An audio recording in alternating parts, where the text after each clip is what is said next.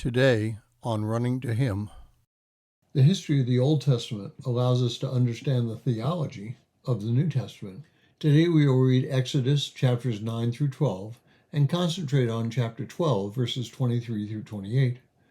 Exodus 12:23 through 28 says, "For the Lord will pass through to smite the Egyptians, and when he sees the blood on the lintel and on the two doorposts, the Lord will pass over the door and will not allow the destroyer to come into your houses to smite you.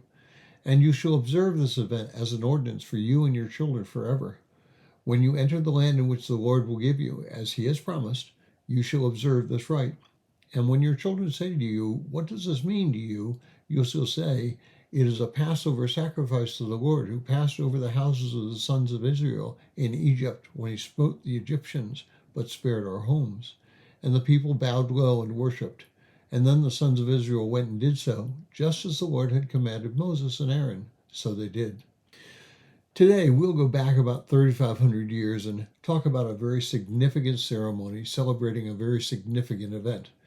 The Passover is probably the most known and practiced religious ceremony the world has known.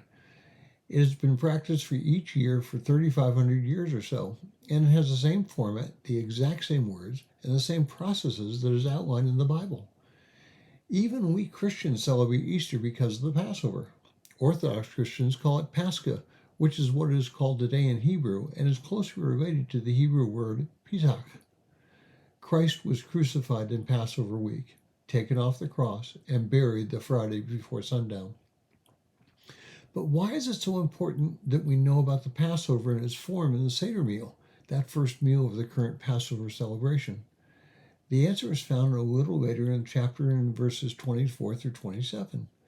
Moses tells them that they must continue to celebrate the Passover, and when their children ask them why they are doing this, they are to tell the story of how God passed over their houses when he smote the Egyptians. And why is it important to us as Christians? First, to know our history. Christianity is tied to the Old Testament. We must understand the history of the Old Testament to understand the necessity of the New Testament. It is the Old Testament that shows us God's holiness, as well as his desire to be with his people. Later in Exodus, we will find that God desires a tabernacle so that he might dwell with the Israelites. See Exodus 25, verse 8. Second, we cannot understand Christ's sacrifice without understanding the purpose of the Paschal Lamb. The blood placed on the doorposts in the shape of a cross is a precursor to the cross on which Christ died. And finally, we need to recognize that it was through Christ's blood that we have a relationship with God, and we must individually act to establish that relationship. If an Israelite did not put the blood on the doorpost, his house would not have been passed over. The same is true for us. History is important. God gave us the Old Testament's history so that we might understand the New Testament.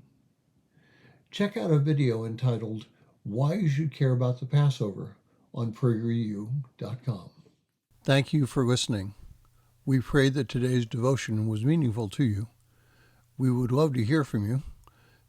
You can use either Facebook or YouTube to like, subscribe, share, and tell others about us. If you would like to contact us, you can reach me at phineasjacobus@runningtohim.net.